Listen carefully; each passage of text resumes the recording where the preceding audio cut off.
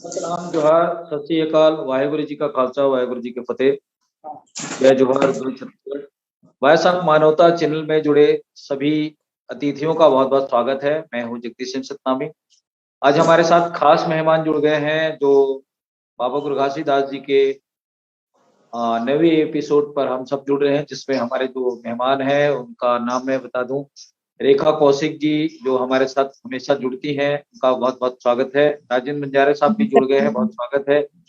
Doctor Jitendra Jangde साहब जुड़े हैं, उनका भी बहुत बहुत स्वागत है। और आज हमारे साथ पहली बार भुवन दास जी जुड़ रहे हैं, बहुत बहुत स्वागत है भुवन दास जी, सतनाम।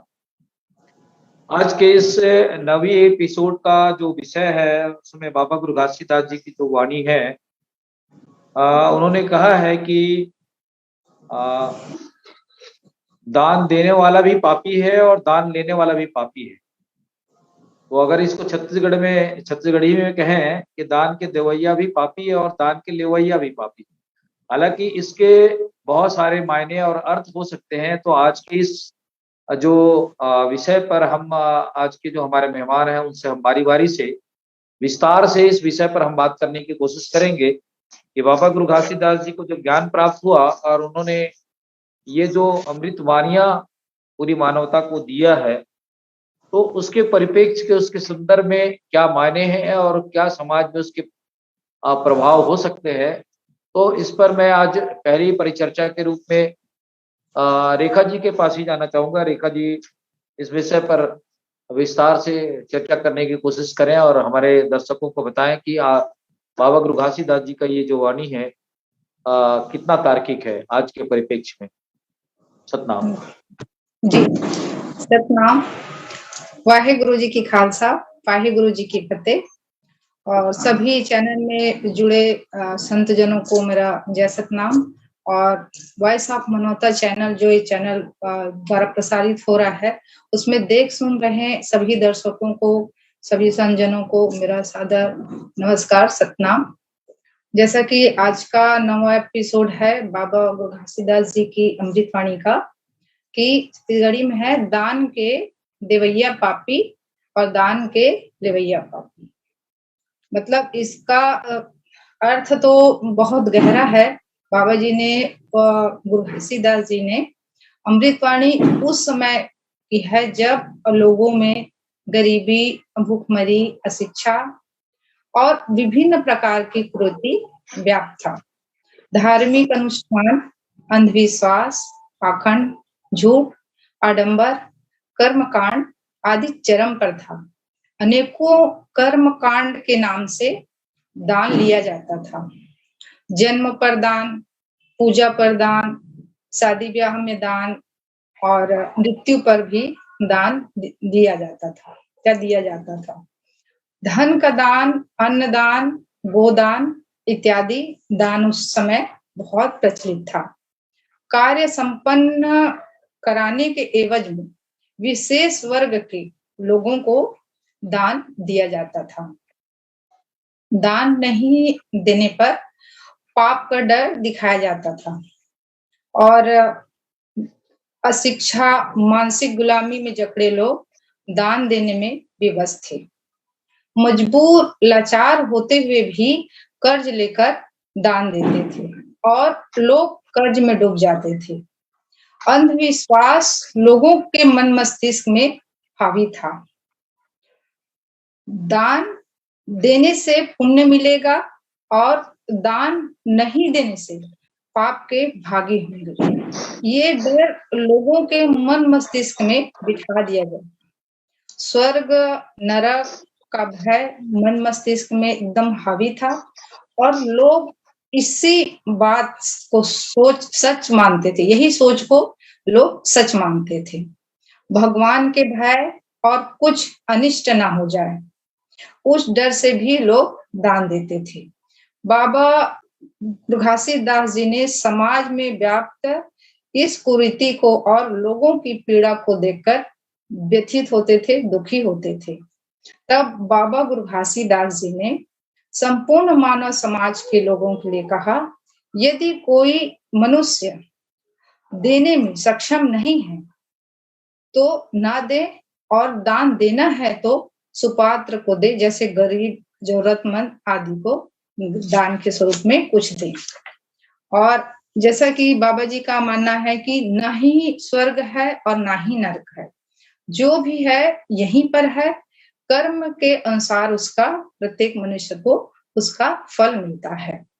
आगे बाबा जी ने ये भी कहा कि न तो दुनिया में आने का कोई मुहूर्त है और न ही इस दुनिया से जाने के लिए कोई मुहूर्त निर्धारित है।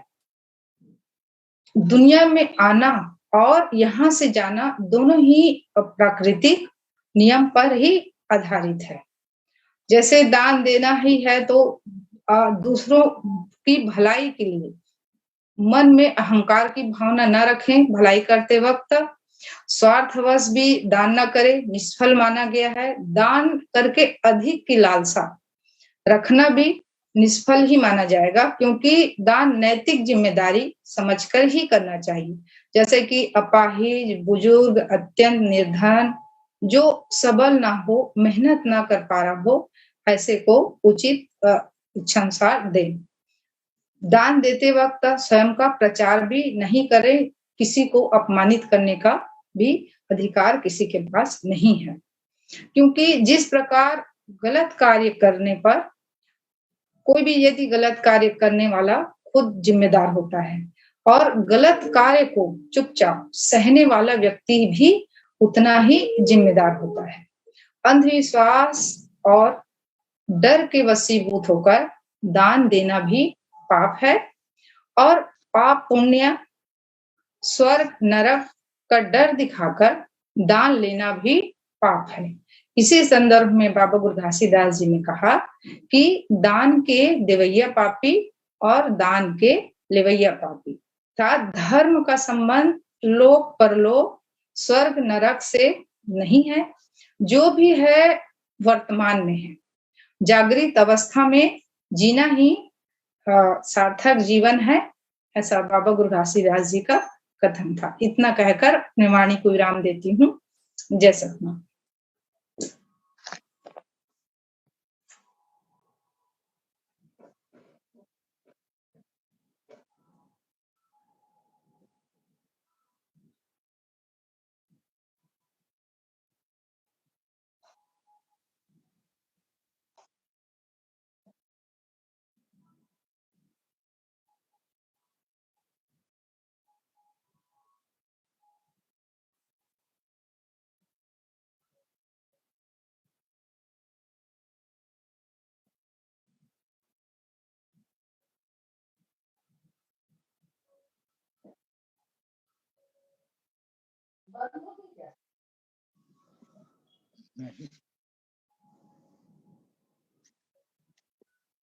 कहाँ गए पता नहीं। हाँ जगदीश जी, आपकी आवाज नहीं आ रही, आवाज खोलो अपना, ऑन करो आवाज। जितेंद्र जांगड़े जी अपनी आवाज को खोलें। मैं चाहूंगा कि इस पर आप अपने विचार रख सकते हैं। जितेंद्र जांगड़े साहब, आज की इस परिचर्चा पर रेखा जी ने जो अपने विचार रखे उनके लिए भी मैं धन्यवाद करता हूं। आज हमारे साथ बने रहे, आपके पास फिर से लौटेंगे। जांगड़े साहब नहीं जुड़ पा रहे हैं, उससे पहले मैं राजेंद्र बंजारे जी से चाहूंगा कि अपनी बात रखें। राजेंद्र बंजारे साहब।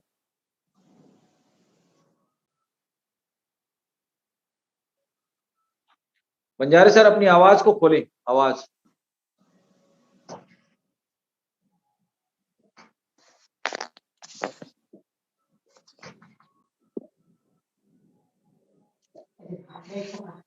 जी सर। सतनाम वाहिगुरु की खालसा, वाहिगुरु की फतेह। आज का गुरु बाबा घासीदास जी के 42 अमृत वाणी में से आज का है दान की देवैया पापी, दान की लेवैया पापी।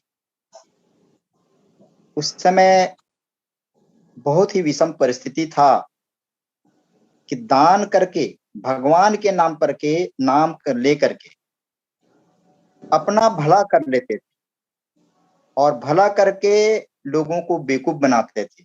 एक डर सताता था उनको कि जैसे हमारे कोई बुजुर्ग या कोई खत्म हो गया तो दान करने के बोलते थे कि दान करो, गाय दान करो, कचरा दान करो, धन दान करो। अगर दान नहीं करोगे तो इनको बैतरनी पार नहीं कर पाएगा, स्वर्ग नहीं जा पाएगा। ऐसे ही इनको धमका करके, डरा करके दान करवाते थे। तो ये दान एक्चुअल में ऐसा नहीं होना चाहिए था, भगवान के नाम को लेकर के। तो उस समय जो हमारा जो महान पुरुष थे, संत जन थे, तो हम प्रभु प्राप्ति के लिए, अर्थात हम कह सकते हैं सत्पुरुष को प्राप्त करने के लिए एक साधन अपनाने का कारण है ये। इसमें दान पुण्य भी एक है।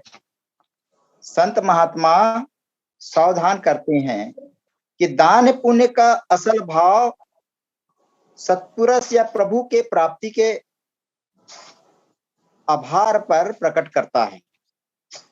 दान हम अपने निजी फायदे के लिए करते हैं और थोड़ा धन भगवान को देकर या प्रभु के नाम अर्पित कर अधिक फायदे के लिए बिना कर्म किए अपनी आस लगाकर वर्तमान की कार्य को छोड़ करके अपनी भविष्य की योजना बनाकर प्रभु के भरोसे रहकर निश्चित हो जाते हैं कि मेरा कार्य प्रभु पूर्ण करेगा, और मेहनत से बचे रहते हैं। हमें प्रभु से मेहनत के बदले में हमें हक हलाल की कमाई से प्राप्त धन को दूसरे से बांटकर खाते रहना चाहिए, ताकि हमारे मन में धन दौलत का मोह कम हो और हम स्वार्थी की जगह परमार्थी बने। यह संसार कर्म भूमि है और हमें अपने कर्मों का फल श्रम भोगना पड़ता है। इस दृष्टि से हमें शुभ कर्म करना चाहिए, लेकिन दान देते समय न तो मन में फल की इच्छा होना चाहिए, न मन में दाता होने का अहंकार होना चाहिए, और न ही इस भ्रम में पड़ना चाहिए कि हम दान पुण्य प्रभु प्राप्ति कर एक साधन है। हम प्रभु के दिए हुए धन से प्रभु को खरीद नहीं सकते हैं, अर्थात अपनी मेहनत की कमाई से जो हम प्रभु या ईश्वर जिसको मानते हैं उसको हम नहीं खरीद सकते। हम तो केवल उस दाता के प्रति आभार व्यक्त कर सकते हैं। गरीबों और मोहताजों को जो कुछ देते हैं, क्योंकि वे भी हमारे भाई बहन हैं। जब हम अपने भाई बहनों से प्रेम करते हैं तो पिता प्रसन्न होता है। हम अपने भाई बहनों की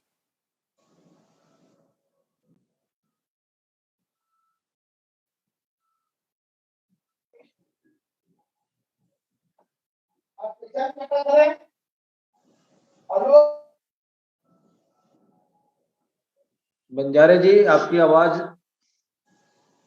रुक गई है। डॉक्टर जितेंद्र जांगड़े जी हमें सुन रहे हैं? हाँ सर, आ गया सर, आ गया, लिंक कर रहा हूँ। अच्छा, है ना जी। अच्छा,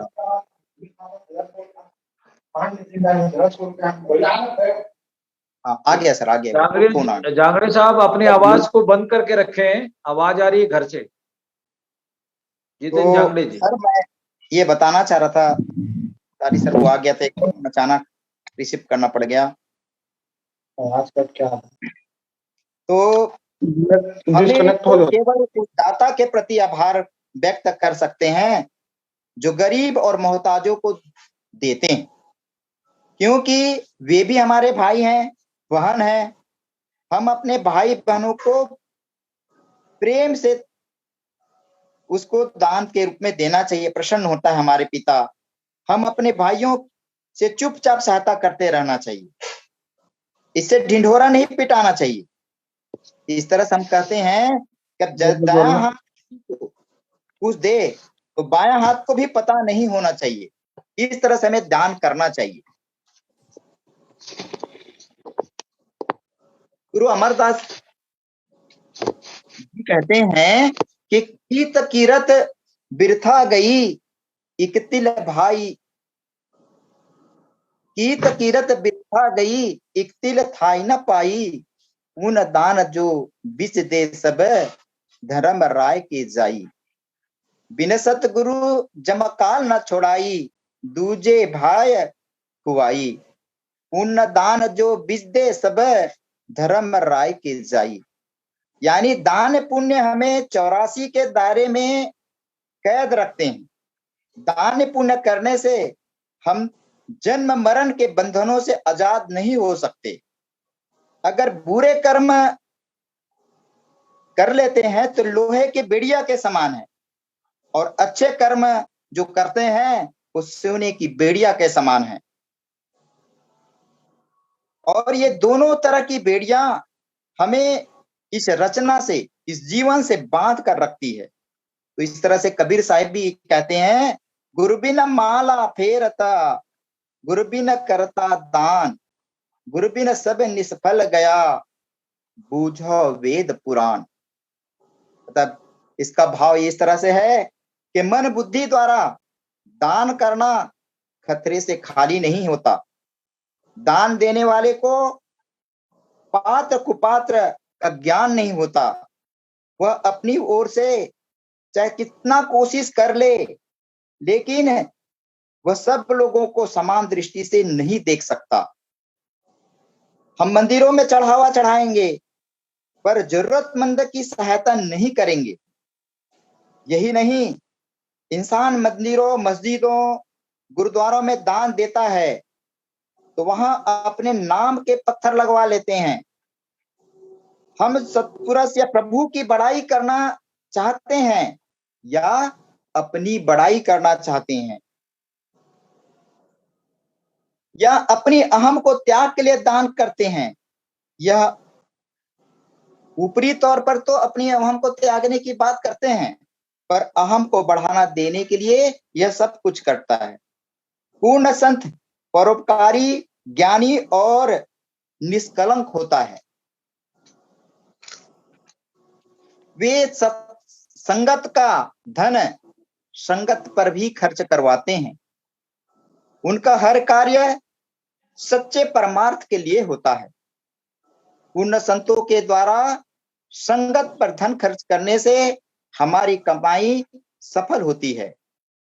हम विषय विकारों और अनेक झगड़ों झंझटों से बचते हैं और हमारा परमार्थ की ओर झुकना पड़ता है। तो इस तरह से हमें दान कहाँ करना है, क्या करना है, जो जरूरतमंद है उनको दान करना है। तो हमें ये भ्रम में भटका देते हैं कि संतों, गुरुओं के नाम पर या तो फिर भगवान के नाम पर, स्वर्ग प्राप्ति के नाम पर हमें दान देकर के भटकाते हैं। इसलिए गुरु बाबा घासीदास जी ने कहा, दान के देवैया पापी, दान के लेवैया पापी। संगत के चरणों में, चाहे सबका कोई भी संगत या कोई भी मनुष्य भूखा न रहे, कोई भी जीव प्राणी भूखा न रहे। इस तरह हमें कर्म करके, अपने कर्मों को करके उसकी सहायता करना चाहिए। इतना कहकर अपना वाणी विराम करता हूँ। सतनाम। बहुत शुक्रिया राजेंद्र बंजारे साहब, आप हमारे साथ बने रहे। भुवन दास जी स्क्रीन पे आए। मैं चाहूंगा कि आप भी आज की इस परिचर्चा पर अपनी बात रखें। भुवन दास जी, भुवन दास जी स्क्रीन पे आए। सतनाम। मुझे लगता है उनसे संपर्क नहीं हो पा रहा है। वेदराम जी अपनी आवाज खोलें। वेदराम दिव्य जी, वेदराम दिव्य साहब अपनी आवाज को इम्यूट करें।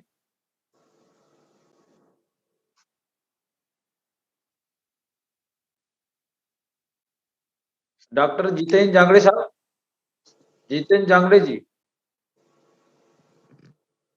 जांगड़े जी अपनी आवाज को खोलें। आज आप डिस्टर्ब हो रहे हैं लगता है। हो गए।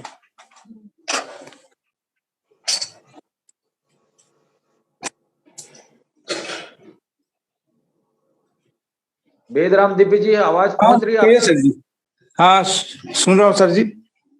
जी सतराम। मैं जय चाहता हूं सतराम कि सभी आप भी संत समाज को। आज के इस परिचर्चा पर आप अपने विचार रखें। तो विषय दान के लवैया पापी और दान के दवैया पापी। जी, जी मैं तो ज्यादा अभी उतना कहीं पर भाषण प्रवचन नहीं दिया हूँ, लेकिन 2 शब्द बोल रहा हूँ। जी बोलें।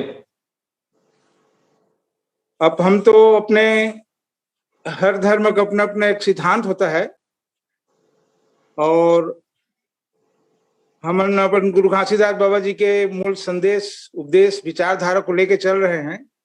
उसी के अंतर्गत हमको गुरु घासीदास बाबा जी ने अपना सत्य की खोज किया, जांचा परखा, समाज में जो घटनाएं घट रही थी उस समय, दान लेने वाले की स्थिति क्या है, दान देने वाले का परिस्थिति क्या है। और हमने अपने जीवन में भी खुद कई जगह देखे हैं कि भीख मांगने वाले लोग, हमने दारू भट्टी में दारू लेकर के पीते हुए भी देखा। इसका मतलब है कि हम ऐसे जगह में दान दें, यदि हम दान दे रहे हैं, यदि उस पैसे का दान लेने वाला व्यक्ति यदि उसका दुरुपयोग करता है तो कुछ अंश देने वाले के ऊपर भी आता है। इसलिए दान वहां सहयोग कीजिए जैसे भंडारा हो रहा है, या समाज के लिए कुछ स्कूल खोल रहे हैं या भवन बना रहे हैं, जिसमें लोगों का, बहुत लोगों का कल्याण जुड़ा हो। भंडारा में क्या है, तत्काल मतलब हम दे रहे हैं, उस पैसे का कोई भी वस्तु ला करके खिलाया जाएगा तो ये तत्काल भूखे के भोजन जो बोलते हैं, उस इस टाइप का दान देना, ये दान नहीं है, ये सहयोग है। तो घासीदास बाबा जी का कहना था कि दान मत दो। दान लेने वाला व्यक्ति जो है अन्य समाज के ऊपर में शासन करता है, उनको नीचा दिखाता है, नीच समझता है। दान तो हमारा ले रहा है, जरूर सामान्य लोगों की दान ले रहा है पूरी समाज का, लेकिन अपने आप को इतना श्रेष्ठ साबित कर देता है कि वो श्रेष्ठ है, और जो देने वाला जितने आदमी हैं या अन्य समाज के हैं वो उनसे निम्न स्तर के हैं। खा हमारा ही रहेगा, खाता अपना ही रहेगा, लेकिन जो बाबा जी ने कहा था कि जैसे खाए अन्न वैसे बने मन, उनका ऐसे बन नहीं रहा। इसमें भिन्नता आ रहा है। इस समाज को, गैर बराबरी समाज को समानता लाने के लिए गुरु घासीदास बाबा जी ने कहा कि अन्य जगह में दान मत दो, मंदिरों में मत जाओ, अपन घट के ही देव को मनाइए। मतलब अब रोकना है तो कैसे रोकना है? आदमी दान क्यों देता है? कुछ लालच में आके दान देता है कि हम दान देंगे। तो पंडितों ने या अन्य धर्म के लोगों ने ये सार्वजनिक करके फैला के रखे हैं कि दान देने से, यहाँ दान देने से वहां मिलता है, पुण्य मिलता है। और कई ग्रंथों में स्वयं दयानंद सरस्वती ने अपने सत्यार्थ प्रकाश में एक कहानी उदाहरण देकर समझाया है, एक साहू जी का, कि वो, उनके पास में एक गाय था, तो आसपास में पंडित जी रहते थे, तो गाय के ऊपर पंडित के निगाह लगा हुआ था कि ये डोकरा कब मरेगा, तो इस गाय को मैं गाय को पूंछी छुआ करके ले लूंगा कर। जब उसका वृद्धा, उसके बाप मरा, तो वो लड़का उस समय बीए वगैरह किया था। गाय के पूंछ को छुआया गया और गाय को पंडित ले गया। ले जाने के बाद में ये लड़का पढ़ा लिखा था, जाग देखता है तो पंडित दूध खा रहा है, सब कुछ खा रहा है, छाता मांग लिया, चप्पल मांग लिया, जूता पहन ले लिया, खाट मांग लिया, पलंग ले लिया, ताकि वहां आपका पिताजी सोएगा, आराम करेगा। लड़का पढ़ा लिखा था, तार्किक था, सोचा कि नहीं भाई, मैं तो दे रहा हूं तो पंडित, सब काम को पंडित उपयोग कर रहा है, तो मेरे पिताजी के पास क्या पहुंच रहा है। तो उन्होंने एक ट्रिक बनाया कि मेरे पिताजी ने स्वप्न दिया है कि वहां उसके पेट में कुछ गड़बड़ी है, दर्द हो रहा है, तो उसका ऑपरेशन करना पड़ेगा। तो पंडित जी के पास गया, तो पंडित जी को बोला कि ऐसा ऐसा बात है, मैं आपको दे रहा हूं तो मेरे पिताजी खा रहा है, मेरे पिताजी पलंग में सो रहे हैं, मेरे पिताजी चप्पल पहन रहे हैं, मेरे पिताजी दूध पी रहा है, तो मेरे पिताजी के पेट में दर्द है, तो आपका पेट का ऑपरेशन कराएंगे तो मेरे पिताजी का पेट का दर्द ठीक हो जाएगा। पंडित जी बोलते नहीं नहीं भाई, ये गलत है, ऐसा नहीं हो सकता, हम लोग जालसाजी बिछाए हैं, ये ढोंग पाखंड है, और लोगों को गुमराह करके हम लोग दान दक्षिणा लेते हैं करके, ऐसी सत्यार्थ प्रकाश में स्वयं स्वामी दयानंद सरस्वती जी ने लिखा। तो दान जरूरी है, जिसके पास दान है, दान कई प्रकार का होता है।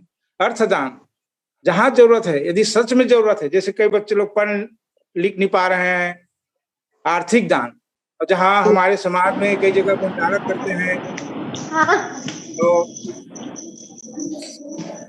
समाज का कार्यक्रम होता है, वहाँ खाना बनाने के लिए या भंडारा में परोसने के लिए ये श्रमदान है।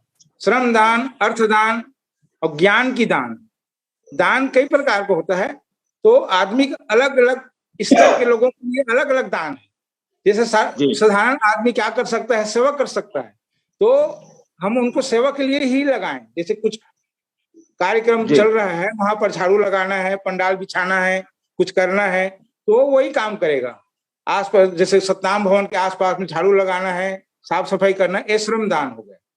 और जो आर्थिक है, पढ़े लिखे आदमी है और जिसके पास अर्थधन है, जो हमारे समाज के लिए हम विद्यालय खोलना चाहते हैं या अस्पताल बनाना चाहते हैं, तो जो ज्यादा आर्थिक वाले हैं वहां पर वो अर्थदान करेगा।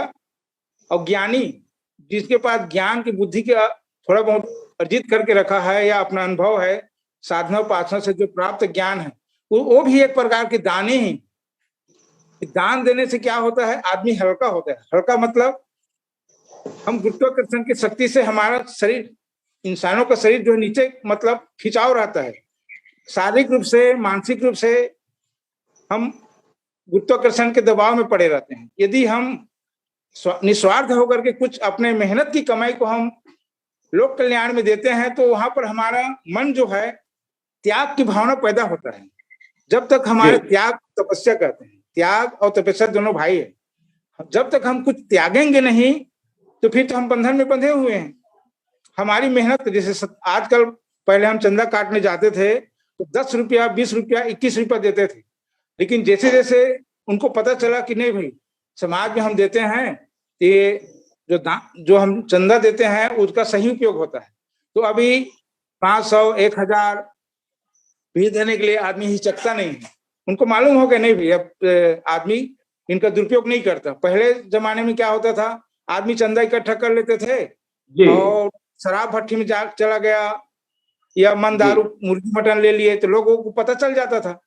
तो उन लोग, वेदराम जी आपके पास फिर हम लौटेंगे, आप बने रहे हमारे साथ। शुक्रिया आपका। हाँ, ठीक है। डॉक्टर जितेंद्र जांगड़े जी, आप काफी डिस्टर्ब थे, आपका नेटवर्क जो है। मैं चाहूंगा कि आपकी आवाज अगर ठीक है तो आप बात रखें। जांगड़े जी, सतनाम सबको। जी, आज का विषय है गुरु घासीदास के जीवन दर्शन का 9वां एपिसोड है, दान देने वाला पापी, दान लेने वाला पापी। बाबा गुरु घासीदास का कहना था, मांगन ते मरना भला, भीख मांग कर खाए, सतनामी सतनाम धर्म में, मेहनत रोटी सुख कर आधार। बाबा जी ने कहा कि मांगन से तो मर जाना चाहिए, ये बात है कहा, क्योंकि उस समय तत्कालीन मानव समाज को बाबा जी ने ललकारा और जगाने के लिए उन्होंने चेतन किया। उस समय धार्मिक दान पुण्य, पिंडदान, जन्मदान, मृत्युदान, जन्मोत्सव, खाली दान एक ऐसा धंधा बन गया था। उस समय बाबा गुरु जी ने मानव समाज को ललकारा कि दान लेकर के लोग निकम्मा बन रहे हैं, आलस्य बन रहे हैं। जो मनुष्य जन्म मानव समाज को मिला है, जागृत करने के लिए, मनुष्य कर्म को निभाने के लिए और मेहनत करके असहाय और दुखित पीड़ितों की सेवा करने के लिए, तो आज तो एक धंधा सा बन गया है। जिनकी अच्छी हाथ है, पैर है, शारीरिक हिष्ट पुष्ट है, जिनको खेती बाड़ी में अन्न पैदा करना चाहिए, मेहनत करना चाहिए, ऐसे लोग दान लेकर के निकम्मा बन गए हैं। तो बाबा गुरु घासीदास ने कहा कि जो नौजवान है उस समय एक पूजा पाठ नियम विधि के आड़ पर अपने आप को दान मांग रहा है और दान से अपना जीवन यापन कर रहा है, ऐसे लोगों को दान नहीं देना है। बाबा गुरु घासीदास ने कहा कि ऐसे लोगों को दान देना पाप है और दान किस जगह में करना है, जैसे अभी कोरोना काल में सामूहिक लंगर चला हमारे जगह जगह सिख समाज का, और सरदार भाई लोग ऐसे असाध्य बीमारी को देखते हुए सार्वजनिक लंगर चलाया और भूखे को भोजन, प्यासे को पानी, ऐसे जगह में दान करो। इस प्रकार से बाबा गुरु घासीदास ने कहा कि व्यक्तिगत मुक्ति के नाम पर और कई आडंबर भक्ति पूजा के नाम पर दान मत करो, क्योंकि एक मानव समाज की गाढ़ी कमाई को, मेहनत पसीना की कमाई को लोग भय, रूढ़िवादी, आडंबर ये सब दिखा करके लूट लेते थे। तो एक लुटेरा के समान था दान, तो उसको दान मत दो। इस प्रकार से बाबा गुरु घासीदास ने मानव समाज को चेतन किया कि दान लेना पाप है और दान देना पाप है, दोनों को कहा। क्योंकि ये दान देना और दान लेने से एक मानव समाज में, भारतीय समाज में एक बड़ा मानव के विकास पर, मानव कल्याणकारी पर, मानवतावादी पर, परोपकारी पर, लोक कल्याण पर बाधा बन गया था दान है जो। क्योंकि सही जगह परोपकारी काम नहीं हो रहा था, कल्याणकारी काम नहीं हो रहा था। लोग पंडित गिरी भक्ति भाव पर ही लोग लग गए थे। और बाबा गुरु घासीदास ने उस समय कहा कि ना ही साधु नागर चलावत, ना ही साधु जागर चलावत। और उस समय गृहस्थ आश्रम से जो अन्न अनाज आता था वो अगर पका करके देते थे तो उस समय के साधु संत लोग उस गृहस्थी व्यक्ति के हाथ से भोजन भी नहीं प्राप्त करते थे। उस समय बाबा जी ने कहा कि देखो, एक गृहस्थ आश्रम से पूरी अन्न अनाज पैदा हो रहा है, दान पुण्य हो रहा है, उनका छुआ नहीं मानते। अगर उसी को खाना बना करके, भोजन बना करके अगर गृहस्थी के लोग देंगे तो उसका छुआ मानते हैं। इसी को बाबा गुरु घासीदास ने कहा, ना साधु जागर चलावत, ना साधु नांगर चलावत। ना तो हल जोतते हैं, ना तो शरीर को वो मेहनत करते हैं। कितनी कठोर से अन्न अनाज पैदा होता है, और उस अनाज को, कच्चे अनाज को पका करके खा लेते हैं, लेकिन उनकी पकाए हुए चीज को नहीं खाते हैं। ये कहाँ का आडंबर है इस मानव समाज में। इस पर बाबा गुरु घासीदास ने फोकस किया। और बाबा गुरु घासीदास ने कहा कि उस समय एक त्यागी आश्रम था और गृहस्थ आश्रम था। तो बाबा जी ने कहा कि गृहस्थ आश्रम को महान बताया बाबा जी ने, क्योंकि गृहस्थ आश्रम में सुख दुख, मानवता, परोपकारी का बोध होता है। और त्यागी आश्रम में ना तो वहां तो सुख है ना दुख है। बांझ स्त्री का जाने प्रसव पीड़ा, इस समान है।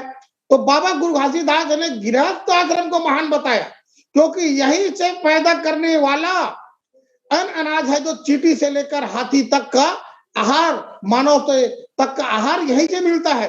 तो ये महान है। इस गृहस्थ आश्रम में ये लोग ही अपनी गाढ़ा कमाई को, एक साल में एक बार फसल होता है, उनको ऐसे ही लुटा रहे हैं।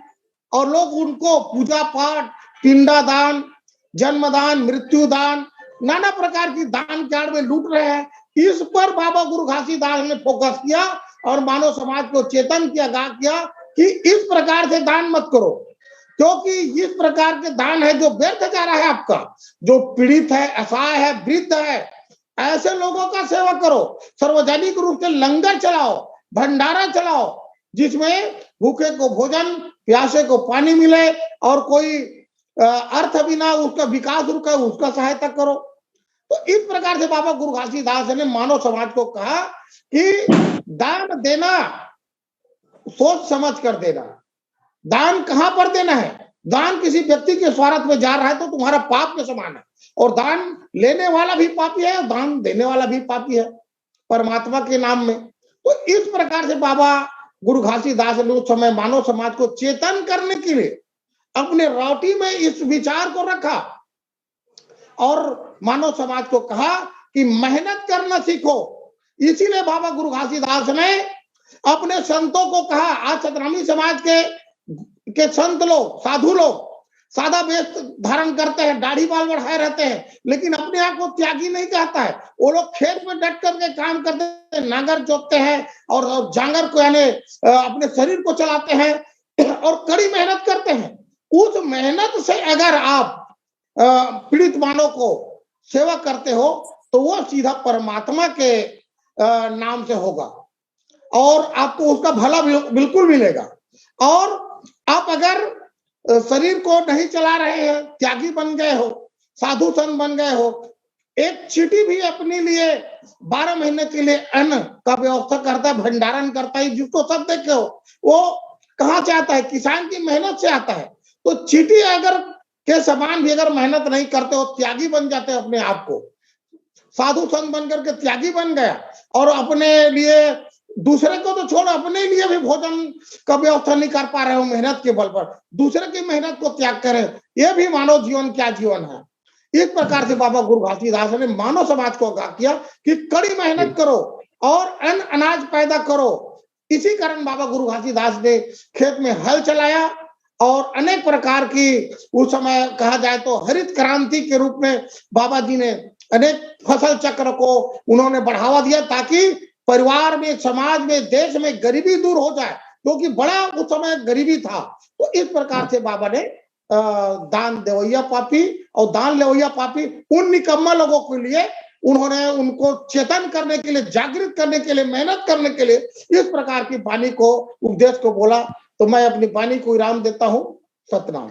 जी, बहुत शुक्रिया जांगड़े साहब, आपने बहुत ही ओजस्वी विचार आज के इस कार्यक्रम में रखा है। ये सच है कि बाबा गुरु घासीदास जी ने ऐसे निकम्मे लोगों को चिताने के लिए शिक्षा दी रही होगी, क्योंकि उस कालखंड में भाग्य और भगवान के चक्कर में लोगों को उलझा के रखे हुए थे और उस समय काफी विषमता थी, खाने पीने की सामान और भोजन की व्यवस्था जो थी काफी था। इसकी एक उदाहरण भी हम देख सकते हैं कि 1856-53 में जो सतनामियों के बीच में 6 साल का अकाल पड़ा, उस अकाल में सतनामी समाज अपनी भूख और जान बचाने के लिए भारत के कोने-कोने में जो आज गए हैं, चाहे आसाम हो, चाहे हम लोग इधर छत्तीसगढ़ के विभिन्न क्षेत्रों में जो आए हैं, वो हमारे पुरखों ने जो उस दंश को झेला और वो एक बहुत बड़ी भूखमरी थी, जो 6 साल तक पानी नहीं गिरना, प्रकृति के अंदर में, धरती के अंदर में अन्न का उपज नहीं हो पाना, ये बहुत बड़ी विभीषिका है और इस विभीषिका को हमारे सतनामी समाज के लोगों ने, पुरखों ने झेला है। तो बहुत शुक्रिया जांगड़े साहब, आप बहुत सुंदर आज के इस परिचर्चा पर अपनी बात रखने की कोशिश की है। मैं रेखा जी के पास फिर से जाऊंगा आज के इस विचार को थोड़ी और ले जाने के लिए, और हमारा समय भी नजदीक आते जाता है। जैसा जैसा हम लोग, हमारे वक्तागण अपने विचार को साझी करते हैं और अपने अपने विचारों को बहुत अच्छे ढंग से रखते हैं, तो समय का हमें पता भी नहीं चलता है।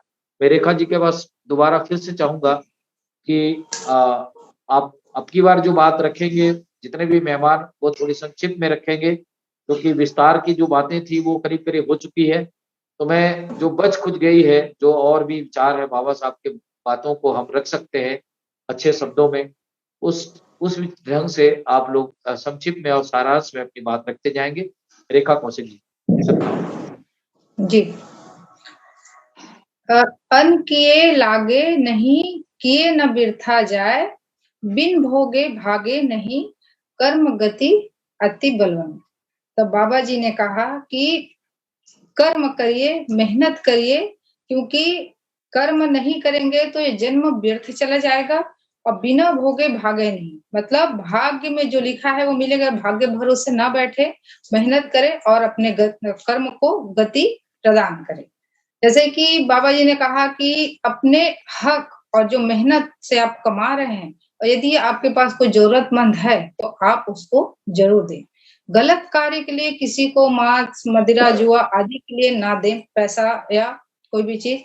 शिक्षा का दान दें, अन्न का दान दें, जो जरूरतमंद है, भूखे प्यासे हैं, उनकी सेवा करें।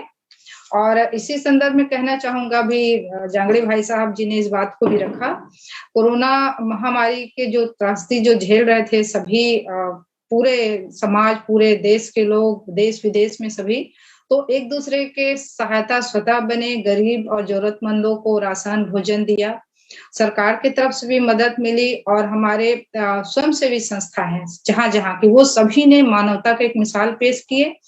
और सिख समाज जो विशेषकर हैं, वो लंगर जो अपने धर्म स्थान पर चलाते हैं वैसा ही लंगर, वैसा ही सेवा भाव उनका, अनूठा सेवा भाव उनका देखने को मिला।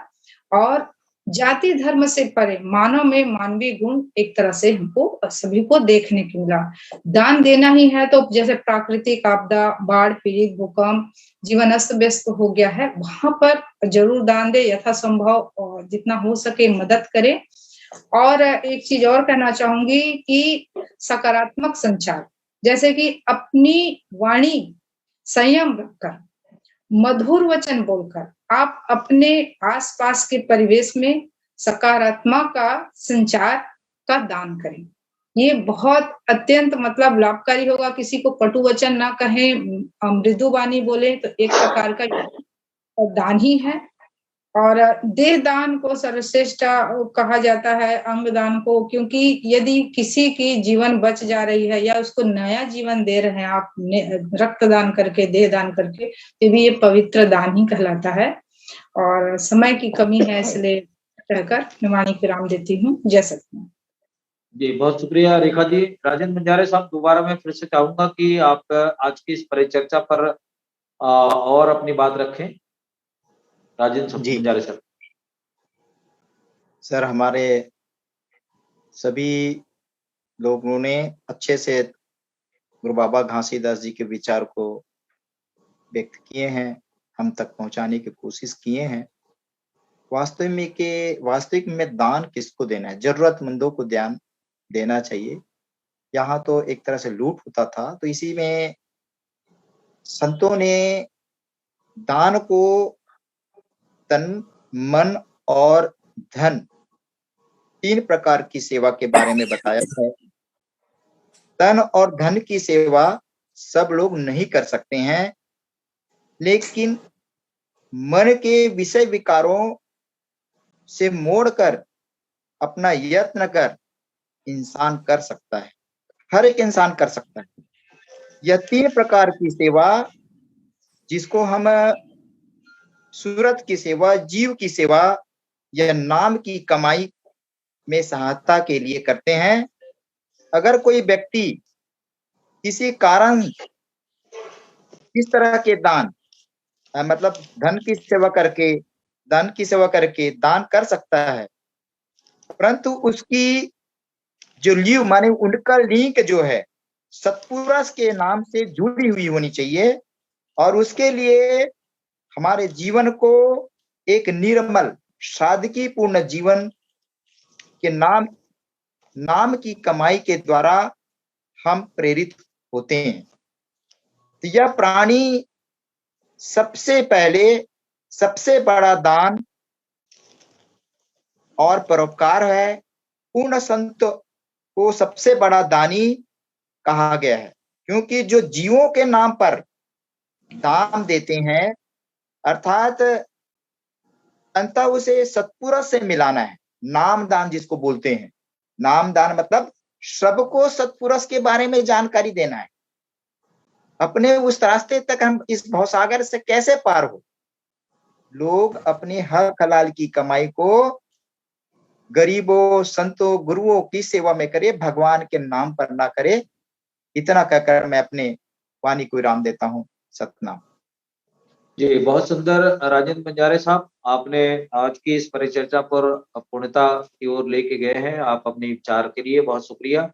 वेदराम जी, मैं चाहूंगा कि दोबारा फिर से आप अपनी बात रखें। वेदराम जी। जय सतनाम सर जी। वैसे तो संत समाज में अपन अपन विचार रख करके दान के ऊपर में बहुत कुछ व्याख्या करें हैं, और एक्चुअली में दान जो है अध्यात्म से जुड़ा हुआ है। अध्यात्म हमारे गुरु घासीदास दान की जगह में मेहनत को महत्व दिया है, कर्म योग की शिक्षा दिया। तो कर्म करने से हमारे जो मेहनत की आर्थिक जो हम कमाते हैं, उसका कुछ अंश हम यदि सार्वजनिक जगह में देते हैं या अपने ही समाज में देने की प्रवृत्ति क्या करता है? हमारी जो अध्यात्म की तरफ खिंचाव पैदा करता है। नहीं तो जो संकीर्णता है, लोभ और लालच की जो भाव है, व्यक्ति को बांध के रखता है। दान देने का जो प्रक्रिया है, जो भाव है, एक तरह से आदमी को संत प्रवृत्ति की ओर ले जाता है। दान देने की जो हाथ है या जो सामर्थ्य है, जो शक्ति है, बहुत विरले लोग ही कर पाते हैं। अब ये कब होता है? जब सत्संग होता है। तो आजकल तो सत्नामी समाज के लोग भी अब बढ़ चढ़ के हिस्सा ले रहे हैं। कोई ₹1,00,000 दान दे रहा है, कोई 50,000 तुरंत दान दे देता है। जैसे अभी सतनाम भवन में एक व्यक्ति ने, परिवार ने सबके बीच में 50,000 दान किया। ये क्या होता है? दान की जो प्रवृत्ति है, समाज कल्याण के लिए, समाज के विकास भी जरूरी है। हम समाज में रहते हैं तो समाज में अन्य समाज की बराबरी करना है, समता भाव में लाना है, तो दान देना जरूरी है। जिनके पास आर्थिक स्तर ऊंचा है वो व्यक्ति दान जरूर करे, तभी हमारा समाज अन्य समाज की बराबरी करेगा। और शिक्षा में हमारे जो बाल बच्चे, कई गरीब परिवार के बच्चे हैं, जैसे हमने भिरई वाले एक लड़के को मेडिकल कॉलेज करा रहे हैं, तो उनको पूरा हेल्प करके सहयोग किए। इसी प्रकार के कई बच्चे ऐसे हैं जो उनका आर्थिक स्तर नहीं रहता, तो आगे चल के हम ये जो प्रवृत्ति है पैदा होगा। कई संगठन अभी बन रहे हैं, इसमें एक आकर्षण पैदा होता है। हमारे समाज के अन्य धर्म में क्यों जा रहे हैं? वहां कुछ उनको मिलता है, आर्थिक सहयोग मिलता है, प्रेम भाईचारे की भावना मिलती है, तभी वो जा रहा है। यदि हम उनको रोकने के लिए हम उनको आलोचना करते हैं तो वो आदमी और भगेगा। तो आलोचना करना नहीं है, उनको कैसे हम रोक सकते हैं? हम बाबा जी की विचारधारा को कैसे कुछ स्तर पर ले जाएं ताकि हमारे समाज के अन्य धर्मों में जा रहे हैं वो आदमी स्वतः ही अनुभव करे कि नहीं भाई, मैं जो कर रहा हूं वो गलत है। तो ये जो हमारे जो दान की प्रवृत्ति है, दान कहना ठीक नहीं है, हम इसको एक नया शब्द दें अपने सत्नामी समाज धर्म के लिए, सहयोग राशि, जिससे हमारे अन्य जगह जाने वाले भाई लोगों को हम रोकें। और जब अपने लोगों को हम रोक लेते हैं, जैसे गड्ढा होता है तो गड्ढा में जितना पानी इकट्ठा हो सकता है उस स्तर से वो सागर बनते जाता है। उसी प्रकार हमारा समाज में एक ऐसे चुंबकत्व पैदा हम करें ज्ञान से, विचारधारा से, ताकि अन्य लोगों को हम प्रभावित करें। जैसे ईसाई धर्म है, इस्लाम धर्म फैलते जा रहा है, अन्य धर्म फैल रहा है, बौद्ध धर्म फैल रहा है, हमारे लोग क्यों अन्य में जा रहे हैं? हमको इस विषय को भी लीजिए, इनके विभिन्न पहलुओं पर हम चर्चा करें और इस सारी जो विषय हो रहा है इनके ऊपर एक संकलन आप कीजिए, ताकि आने वाली पीढ़ी के लिए ये एक अच्छा सोच परख हो। और अन्य जो हम तो 4, 10, 5 आदमी हम इस माध्यम से हम संपर्क हो रहे हैं, लेकिन अन्य और नई पीढ़ी के लोगों तक हम इस बात को कैसे पहुंचाए? तो ये इसका एकमात्र साधन है कि साहित्य वार्षिक रूप में निकालें या स्मारिका रूप में निकालें। लेकिन ये जो आप लोग कर रहे हैं इसको एक संकलन के रूप में भविष्य में, ताकि अन्य लोगों तक हम अपने विद्वानों का, संत समाज का बात को हम पहुंचाएं। बिना साहित्य के और सत्संग के कुछ नहीं हो सकता। सत्संग ही है व्यक्ति के हृदय को बदल के रख देता है। सत्संग एक ऐसी चीज है जो कहते हैं ना, हृदय परिवर्तन, अच्छे से अच्छे लोगों को हृदय परिवर्तन कर देता है। जैसे मंच पर आदमी सत्संग कथनी और करनी जब जुड़ता है तो अच्छे से अच्छे आदमी जो सोच नहीं पाता वो आदमी तत्काल बदल जाता है। आदमी की वाणी में एक ऐसे प्रभावशाली शक्ति चुंबक होता है। तो हमारे गुरु घासीदास बाबा जी जहां पर जाते थे उनके शारीरिक शक्ति के साथ साथ उनके वाणी, उनकी विचारधारा, उनके चरित्र और चिंतन ऐसा महान था कि लोग बाग बिना कहे दे देते थे। 1800 एकड़ जमीन बताते हैं भंडारपुरी में, तिलासी बाड़ा निर्माण किया, बोरसरा बाड़ा का निर्माण किया, ये सब देने वाले हैं। उस समय बाबा जी का उतना यह नहीं था, लेकिन लोग उनके विचारधारा को सुन करके इतना आकर्षित हो जाते थे, अपने बहुत कुछ जमीन को, धन को बाबा जी को अर्पित कर देते थे। ये क्या है? ज्ञान। जैसे कहते हैं ना, बोझिल बादल बरिस जाता है, तो संतों के वाणी में भी ऐसा कुछ होता है जिससे लोग बाग समाज में जुड़ेंगे, दान भी करेंगे। सर जी जी बहुत शुक्रिया वेदराम सर जी, जी। बहुत बहुत शुक्रिया आपका दोबारा विचार रखने के लिए। मैं जीतन जांगड़ी जी से चाहूंगा कि लास्ट कमेंट के रूप में अपनी बात रखें आज के इस महत्वपूर्ण परिचर्चा पर। हाँ हाँ जी सर। उस समय तत्कालीन व्यवस्था से बाबा गुरु घासीदास बड़ा चिंतित हुआ, दुखित हुआ। इस मानव समाज को देखकर बाबा जी ने देखा कि मानव समाज पर, मानव जीवन पर परोपकारी मानवता खत्म हो रहा है। लोग अपने आप में जो खुद में चेतन है, ऊर्जा है, मेहनत है, करना चाहिए, उस पर लोग नहीं जा पा रहे हैं। तो बाबा गुरु घासीदास ने कहा कि उस समय दान लेकर के, दूसरे की से दान लेकर के जीवन जीने का जो अपने आप को परजीवी बना रहे हैं, यह बड़ा दुखित था। और परजीवी बनने के लिए लोगों का शोषण करता था, मानसिक शोषण, शारीरिक शोषण।